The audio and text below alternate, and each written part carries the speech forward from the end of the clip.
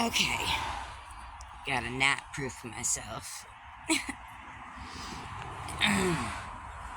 Damn. Anyways, I've never done that, so don't, think too much into that. That'd be the first time. Okay, so I'm a Christian, okay. I pray in my head, and, I'm about the whole Christianity. But I have a fine line. And, so, she is deep. And I have no problem with that. That's her belief system. And I don't judge anyone's belief system. How they believe, or why they believe what they believe, or what, because it's not my fucking business for it to affect me about how she lives her life and her daily, routines or whatever. So, that has nothing to do with me. So, basically, with that said, and, she was always like, from the beginning, she's like, I don't do nothing. And I don't know before I say anything, I don't know what level of Christianity this is with her. I kind of somewhat thought that she was into Scientology.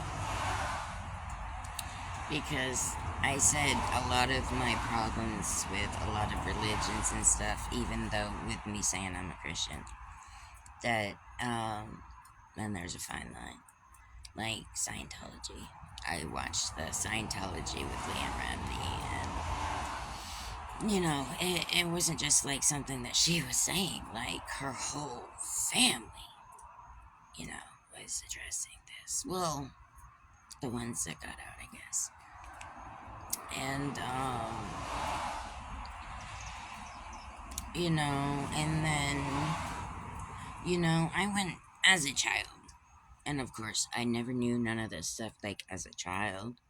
I heard people say Holy Roly Church or whatever. But, I was like, what are they talking about? But, I went to a church, and I didn't even know what the name of the church meant, like, the word. And, of course, I should have probably, researched it or asked around, but I didn't. And, not that I was a kid, I guess I was a little smarter than I would have been if I was a normal child, so, no pun intended, none at all, I'm not that person. But, so, maybe I would have understood it, maybe I wouldn't. It was the Praise Tabernacle in New Smyrna Beach, Florida.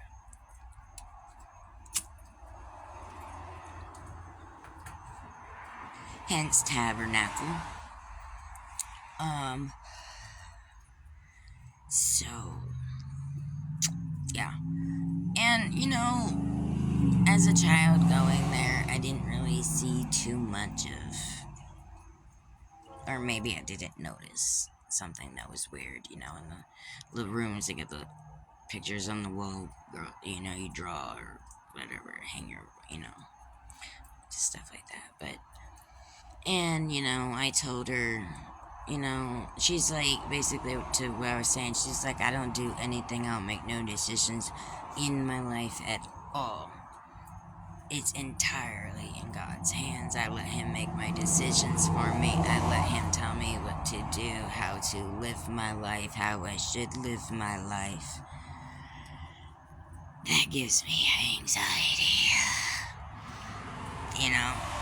I said what I said. I am. But because of, and she said she was a trauma child, and that she has been through stuff with family and stuff like that throughout her life and stuff like that. But,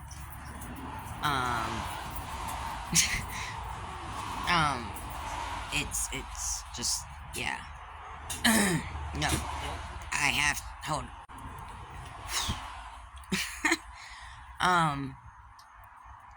but I didn't notice anything out of the norm. I didn't sense or feel anything out of the dorm. I mean, sometimes it would feel very uncomfortable when I would walk through the front doors, and I wouldn't know why.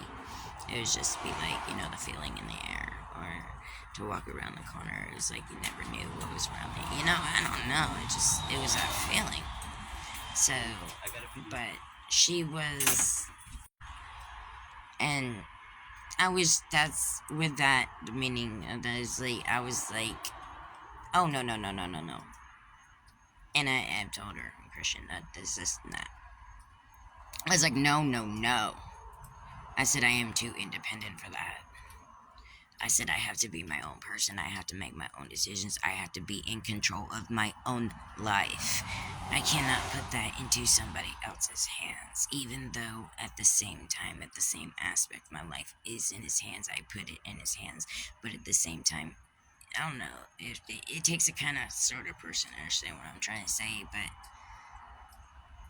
in the most aspect, I want to have my life in my own hands. I want to have control over my own life and be my own person and make my own mistakes and learn and grow and, make my own choices and successes and not having everything planned out for me and decided for me and just, and that's where the handler thing is what I'm talking about. Like, I want to be my own handler, and I've been doing that, and I've been doing good with it.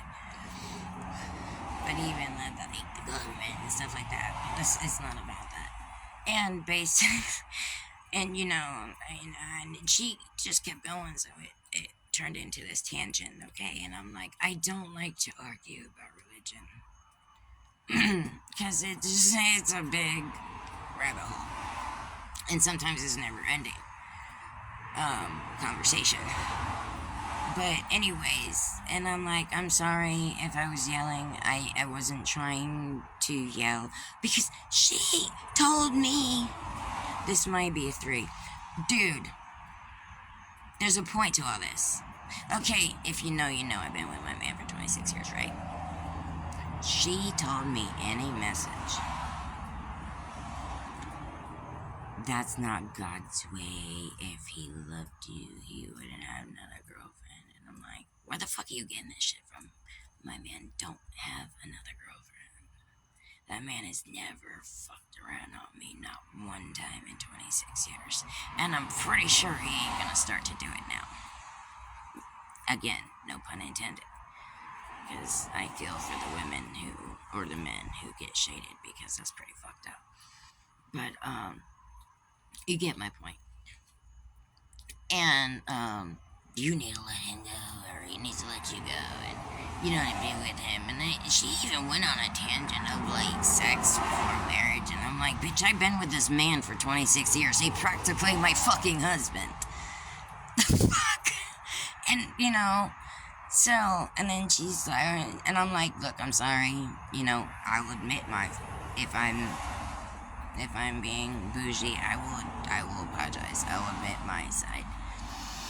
And, I'm like, I'm sorry, and she's like, in her message, she's like, crying, I'm so sensitive, and I'm like, or crying right now, I'm so sensitive, and I'm like, I wasn't trying to hurt your feelings, but when you start to talk shit about my husband, that's a trigger, and I'm gonna pop the fuck off. And so basically, but I was like, we're good. And she's like, I'm glad we're good. So I wake up yesterday morning, right? And I get this long fucking message. I'm gonna end this so it doesn't turn into a 3. But, I am prayed for you last night. I cried. Basically, long story short, it's in God's hands. God told me you're a bad influence on me. I'm like, so I give her a voice clip and I said, you know what, I'm so fucking tired of this shit. I've been dealing with two-faced people all my life. And I said, I'm fucking done with two-faced fucking people. And I said, you know what, I don't need your fucking prayers. I said, you can shove them up your fucking ass. And so, Daisy Diva is not my bestie no more.